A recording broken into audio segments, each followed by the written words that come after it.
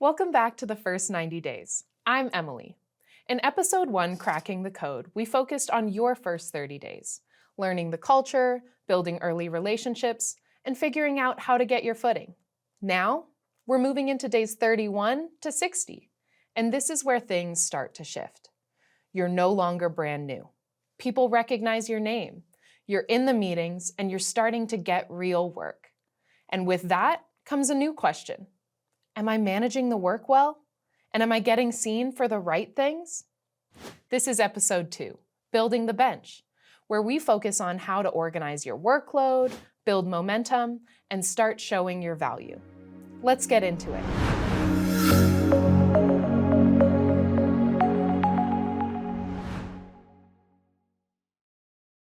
Let me paint a picture for you. It's week 5. You have a deliverable due for your manager on Friday. Someone you work with just messaged you on Teams asking for data by tomorrow. Your skip level forwarded you something with a smiley face and zero context. And your own to-do list from Monday? You haven't looked at it since Monday. This is the workload wall. And almost every early career professional hits it around month 2. Right when the grace period ends and the real asks start coming in. So let's talk about what's actually happening here. Because it's not just too much to do. It's usually a few specific things stacking on top of each other. The first is too many asks from too many directions. When you're new, people don't always know your bandwidth, so they ask. And because you want to be helpful, you say yes to everything. Until you can't. The second is understanding time. You think something will take an hour, it takes 3. Now your whole day is off. This happens to everyone, but it hits harder when you're still learning how things work and who to go to.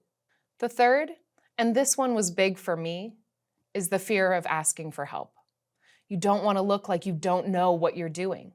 So you sit with something too long, miss a deadline, and feel worse than if you just asked the question in the first place.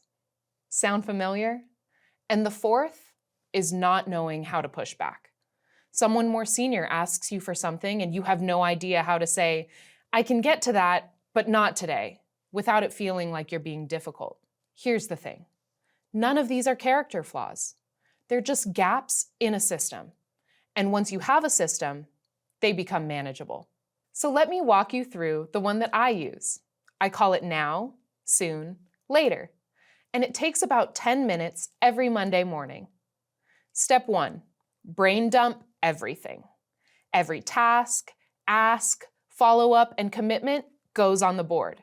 Big or small, get it out of your head and somewhere visible. Because if it only lives in your head, it owns you. Step 2, sort it into 3 tiers. Now is due this week, high impact, or someone is waiting on you. Soon means coming up in the next couple of weeks. Important, but not urgent. And later is real, but not time sensitive. Things that can wait without breaking anything. Step 3, gut check your now list. If you have more than 5 things in now, something is off. Either your estimates are wrong or you've overcommitted. That's your signal to talk to your manager before Friday. Not after. Step 4, time block your week. Don't just keep a list. Put the work in your calendar. Protect that time. Treat it like a meeting you can't move. Step 5, learn the language of pushback. When your plate is full, you don't say no. You say, I want to make sure I can do this well. I'm currently working on X and Y. Can we align on priority, or is there flexibility on the timeline? That's it. You're not being difficult. You're being professional. I personally use Microsoft Planner for this. It maps really well to this system, and your team can see what you're working on. But honestly, whatever you'll use consistently is the right tool. The goal isn't a perfect system. The goal is to stop operating in reaction mode and start operating with intention. 10 minutes on Monday will save you 10 hours of stress by Friday. Okay, so I just walked you through the now, soon, later system. And I want to show you what it actually looks like when I use it. because the framework is only half of it. The other half is getting out of your own head fast enough to actually use it. This is where Copilot comes in. It's week 5. Too many things are competing for my attention. Instead of staring at the list and feeling overwhelmed, I open M365 Copilot and I just dump it. Watch. I type, "Here's everything on my plate right now. Help me sort this into now, soon, and later based on deadline and impact." And then I paste in the list exactly as it lives in my head. Messy, unformatted, no priority order, just as it is. Give it a second. And look at that. It's already sorted. It puts the data request and the deliverable for my manager in now correctly, because those have real deadlines and someone is waiting on them. The follow-up from my skip level goes into soon, and reviewing my own to-do list, that lands in later.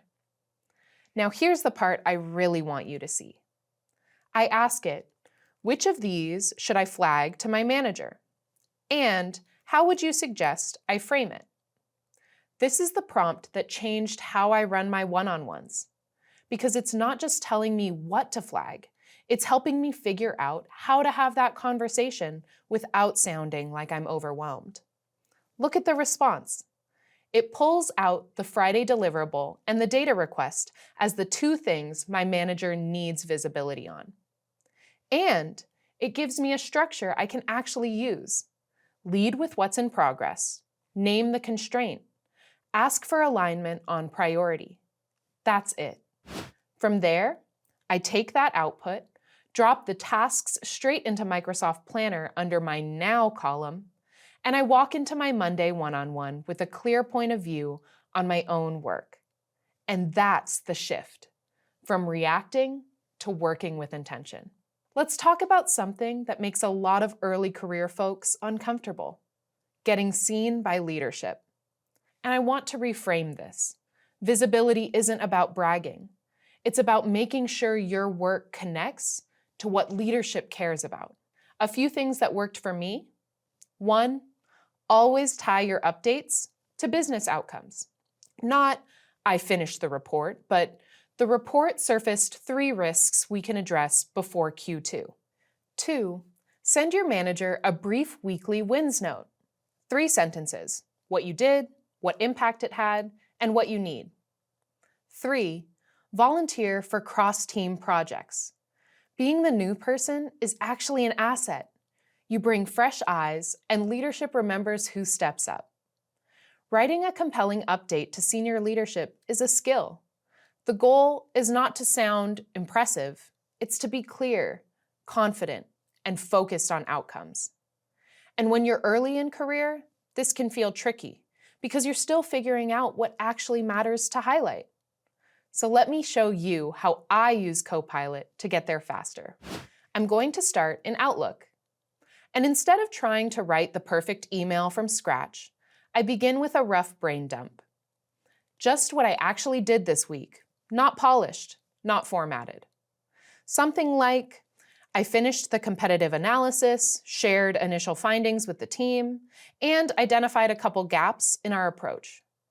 I also started outlining next steps for recommendations.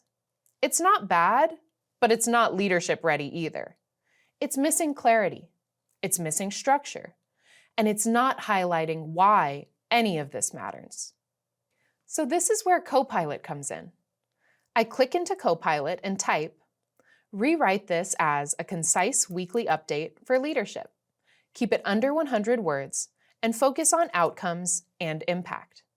Give it a second and look at the difference. Now it's tighter, it's clearer, and it's structured in a way that makes it easy to read quickly. But I don't stop there, because strong updates don't just say what you did, they signal what comes next. So I asked a second prompt. Add a brief forward-looking statement and a clear ask for feedback. Now, I'm not just reporting work, I'm showing direction and inviting input. And here's one more step that makes a big difference. I ask, does this email clearly communicate impact? If not, improve it. This helps shift the language from activity to outcomes. Because leadership doesn't just care that you did something, they care what changed because of it. From there, I take the draft, make any small edits to match my voice, and send it. And now, instead of a long, unclear update, I'm sending something that's concise, structured, and actually useful. That's the shift. From just listing what you did to communicating your value. So let's bring this together. In episode 2, Building the Bench, days 31 to 60, is where things started to shift. You're no longer just learning how everything works. You're being asked to manage real work, make decisions, and follow through. This is where you move from understanding the job to actually contributing in it. So here are your 3 takeaways. 1, manage your workload proactively, not reactively. Don't keep everything in your head. Build a system you can see and use. 2, use Copilot to think through your week, not just get through it. It's not just about speed. It's about clarity and better decisions. And 3, visibility is a skill. And communicating your work clearly is a big part of how you build trust. I'm Emily, and this is the first 90 days. In part 3, Taking the Wheel, we move into days 61 to 90. You're not new anymore. It's time to step forward, own your narrative, and start driving impact. I'll see you there.